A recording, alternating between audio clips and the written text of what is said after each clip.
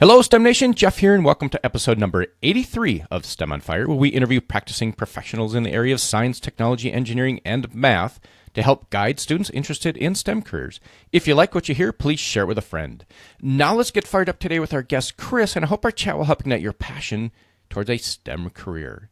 Chris has a bachelor's degree in computer science and an MBA in entrepreneurship, and is currently a director of innovation at a large healthcare company. Welcome to the show, Chris. Fill in any gaps and share a bit of your personal life. Thank you for the invitation and to speak to your audience. And good for you if you're listening to this podcast.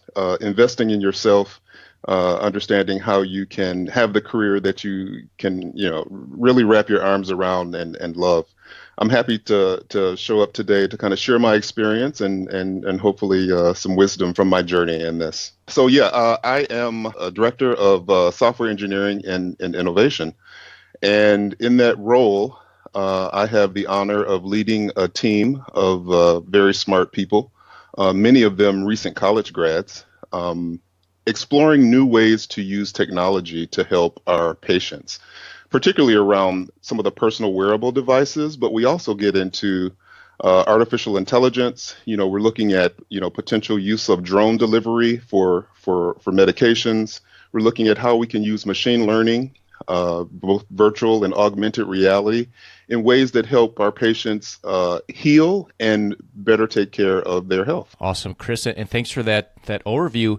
And STEM Nation, the reason I want to have Chris on here is I met Chris at an event and started chatting with him, and I was intrigued with what he's doing inside the organization of working kind of with new college grads, entrepreneurial type avenues, and these career paths that I didn't even realize existed inside a company. So, Chris, what are some, I'm gonna jump ahead here. What are some attributes that you look for when you're hiring for these new college grads that can be type innovators inside of a company? I would say that, of course you have to have the technical foundations of development in computer science and IT, and we can talk more about that later.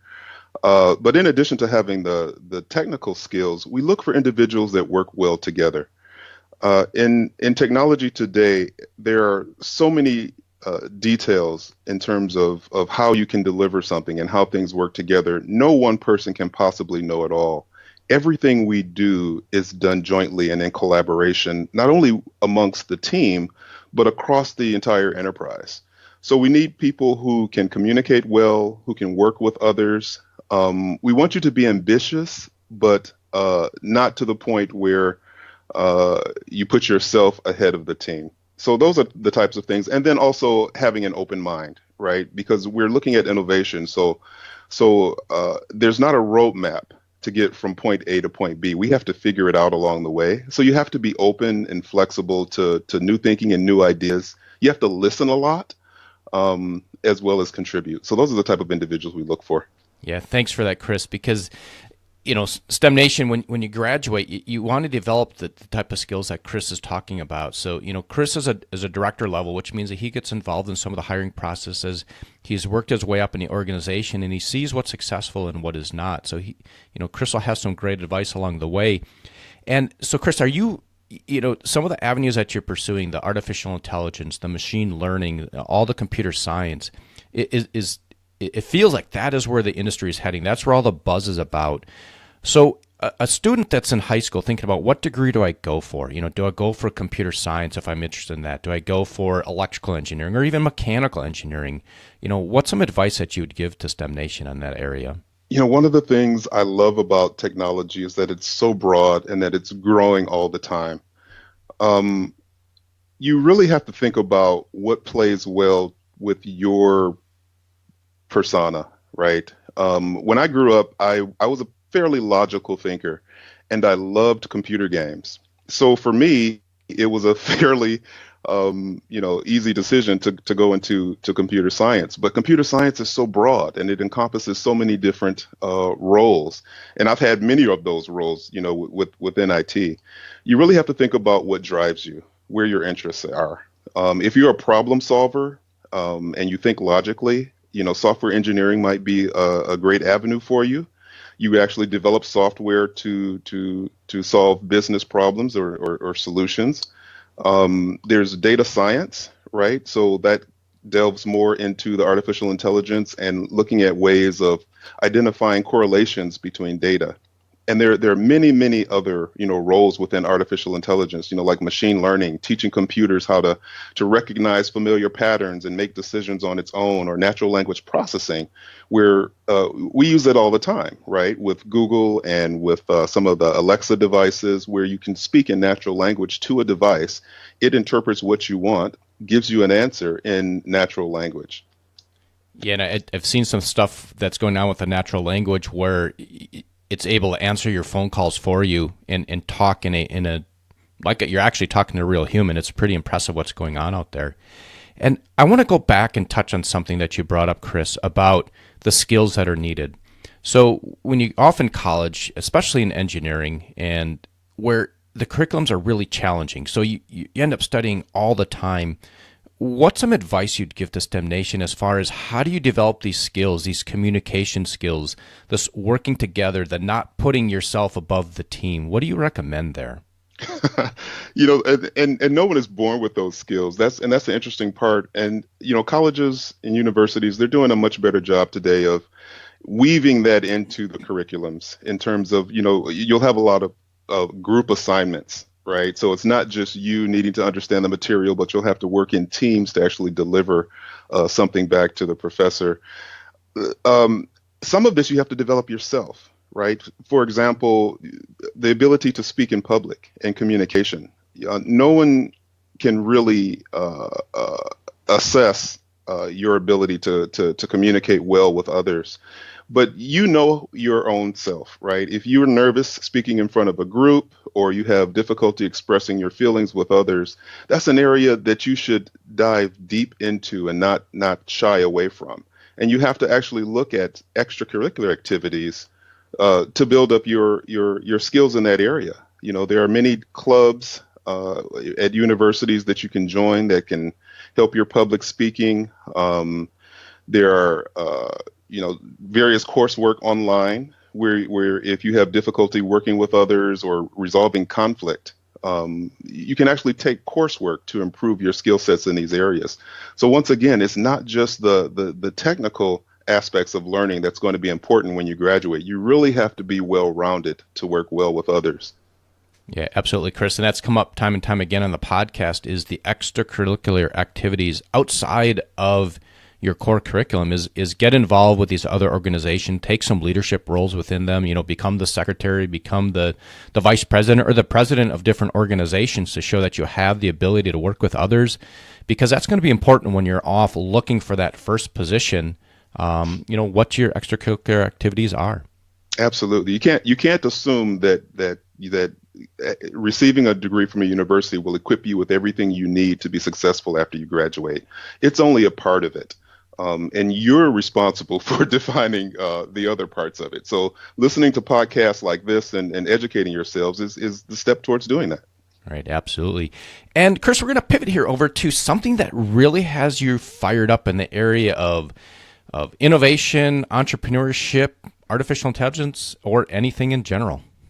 Yeah, absolutely. And just one other thing before we leave the topic of college students. So within our company, we have a program called Technology Development Program, and we actually recruit out of colleges and universities for students that have both the technical degree as well as some of the softer skills that we discussed. And what's great about this program is that we bring you in and you're actually rotate through various departments so that you can gain experience within different areas. So you may be a software developer in one area for a few months, and then we'll move you to a different area where you may work on other things, such as organizing a process around project management and pulling various team members together to build infrastructure. Or you may move to a finance area because there's finance within IT. Right. So you get to experience different areas before you select an area that you most favor. Yeah. Thanks for bringing that up, Chris. Those rotation programs that Many of the large companies have is the rotation program. So when you're out looking for that first position, look to see if you can get into one of those, because you're going to see a whole lot of insight into what goes on with inside of the organization, and you may find something that you didn't even know existed that really interests you. So thanks for sharing that, Chris. Yeah, absolutely. And you bring something to the table as well. A lot of times, recent grads think that, they don't have anything to contribute.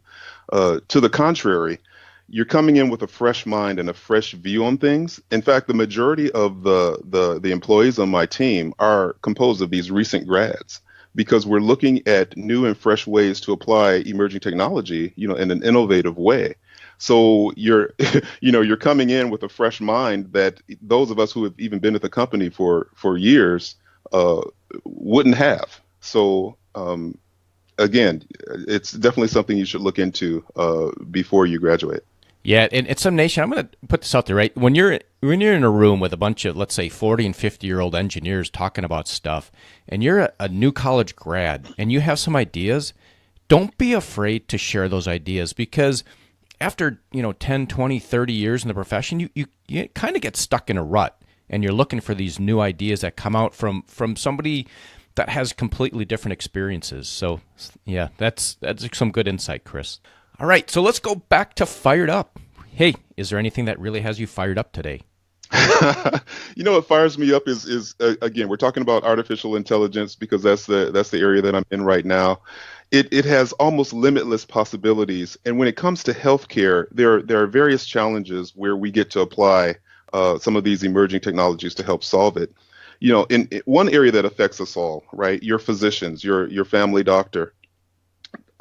Physicians are continually being inundated with additional tasks and administrative tasks they need to complete, and they're able to spend less and less time with patients. Think about it. When you go to see your doctor, you only spend maybe 5 or 10 minutes with your physician, and that's not a lot of time for him to really understand everything that's going on with you. So we're looking at ways of leveraging artificial intelligence to free up the physician, free up the nurses, so that they can spend more quality time with patients. And a lot of the mundane and administrative tasks are done, via artificial intelligence and computers.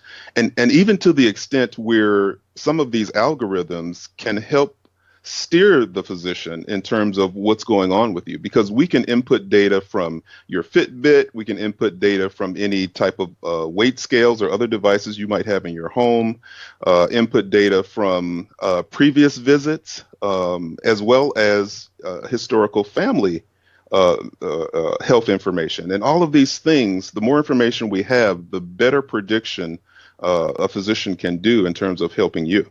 So what are some areas, if somebody's interested in this, what would you recommend STEM Nation go off and investigate or look at? Again, Google is my best friend, right? So I would literally Google artificial intelligence uses in healthcare, and it'll come back with a wealth of activity in the industry, around how artificial intelligence is helping people.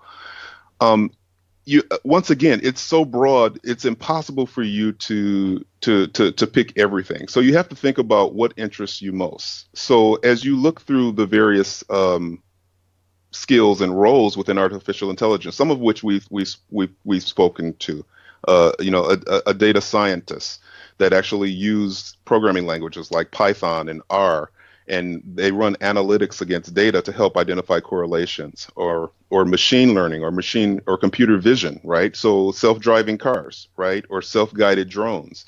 If those types of things interest you, then you can, be specific in that area. And I would encourage you to go deep into an area of focus versus broad across all. And here's the reason I say that. As your career grows, you're going to grow expertise across many areas anyway. Right now, people are looking for knowledge within, a detailed area, in-depth knowledge within a detailed area. So don't be afraid. Don't feel as if you're limiting your options by focusing in on natural language processing or focusing in on machine learning or data science. Really pick an area that speaks to you and start there. and know that it is just a start. It doesn't mean that you're going to get pigeonholed in that role for your entire career, but it does give you a good uh, leap board to other things within computer science and IT. Yeah, great advice, Chris. And we're going to move to a story. Chris, if you could take us to a time when you had an aha moment and tell us a story on how you turned that aha moment into success. My aha moment led me to the conclusion that no one is going to spoon feed my success. Again, moving from a student to employment and having various careers, I needed to shift my thinking away from, someone else, waiting for someone else to recognize my greatness, and start preparing myself ahead of time for what I wanted, even if I didn't see any indicators coming my way, for that particular role. So here's my story, right? So I remember, I've always enjoyed and loved computers. I'm also an amateur drummer, and in and around the 80s, 90s, drum machines started coming into the industry, and so I was a drummer and I knew computers, but I really procrastinated when it came down to learning drum machines and how they work. Procrastinated, wanted to do it, never took the steps to do it, only to learn that one day I met a music producer who was from Flight Time. And if you don't know who Flight Time is, they're the folks who helped produce some of the Janet Jackson albums and The Time and other famous bands within the Minneapolis area. So I met this producer, and he was looking for someone who understood how to use these new drum machines. And literally my jaw dropped. I couldn't believe that here was an opportunity where if I had invested the time ahead of time, I would have been ready for that opportunity. Instead, it came and left and went somewhere else. That was my aha moment. That was when I realized, I said, you know what? You have to be prepared for when opportunities present themselves, not wait for opportunities and then try to spin up in order to get it. And that's actually how I landed the job I'm in today. So, sorry, go ahead. The Chris, I kind of got goosebumps when you said that, actually, because that's so spot on. Let's say that you had done what you thought you wanted to do with the drums, and then this opportunity came along, and something launched into something really, really, really successful. People would come back and go, "Oh, Chris, you're so lucky," and you could go back and go, "I wasn't lucky. I did the work ahead of time so that I was prepared when the opportunity came about." Absolutely. And that's what, in my opinion, what luck is. There is no such thing as luck. You've prepared yourself for when the opportunity arises, and then you take advantage of it. Absolutely. And I want to go back, Chris, to what you said about your career. If you start your career and you go, "Wow, I do all the work and I'm just not advancing and I'm not doing really what I want to do and the company's not doing this for me," you really want to take a step back and go, you have to architect your career. You got to look to say, where are you headed, and then start doing the things that'll help get you there and actually architect a career that you want. Absolutely. Because nothing's going to just... Absolutely, yeah. Jeff. And that's how I got the job I'm in today. That is absolutely correct. I literally sat back and so when AWS launched their, cloud services, instead of waiting and procrastinating, I jumped in and started learning it, started using it. So I started creating my own VPN servers to give me, protection when I'm on, public Wi-Fi networks like at Starbucks or what have you. You could pay for a service like that, but I actually learned how to do it in AWS and went out and built one. And it was completely free. You don't have to pay for a lot of these services as long as you're not a big corporation using, gigabytes of data. I cut the cord for cable TV. I got tired of Comcast and their charges and being on the phone for hours. So literally, I learned how to stream over-the-air TV, through an in-home media network. And I was streaming, TV to devices in my home long before Xfinity came out with X1. And I also loved radio-controlled planes. And, so when drones hit, I decided to go ahead and invest in drones and learn how to fly them. Again, all of this on my own because these were interests that I had. Well, along came this opportunity. They were interviewing for a technology innovation leader.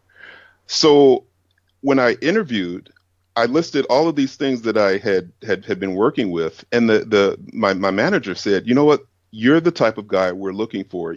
We're looking for someone that's not going to be afraid of technology, that jumps in, learns what he needs to learn, and gets it done. I hadn't had an innovation leader position prior to the one I have today, but because of the work I had done on my own and offline in the areas that I wanted to steer my career, I was prepared for that opportunity, and I got the job. I'm going to say that you just got lucky, Chris. You just got lucky getting that job. Yeah. Imagine the lucky man, right? Yeah. All right, Chris, thanks for that great insights and all the value you've provided along the way. In STEM Nation, there's a lot more insight that Chris can provide. We just don't have time on the podcast today. If you're interested in reaching out to Chris, his LinkedIn link will be in the show notes. So click on that and say, hey, Chris, I heard you on STEM Nation, STEM on Fire, and I have some questions for you. I'm sure that Chris would be happy to help you out. I'd be more than happy to respond to any questions that you may have. All right, thanks for that, Chris. And we're going to shut her down here, and we're going to wrap up. If you could share a parting piece of guidance for STEM Nation, and then we will say goodbye. Absolutely. So I'm going to tell you the things that I wish someone had told me, and that is work harder than you think you should. In life, you're going to work hard, and you get to decide when you're going to do it. You can either do it now as you embark upon your career, or you can just procrastinate and lollygag, and I guarantee you're going to work harder later in life. It's going to catch up to you. So why not work hard now to get the life you want? And then the second thing is market yourself, right? How you carry yourself is your commercial. If you express interest and aren't afraid of helping out, that will be your commercial. That will be how people will perceive you.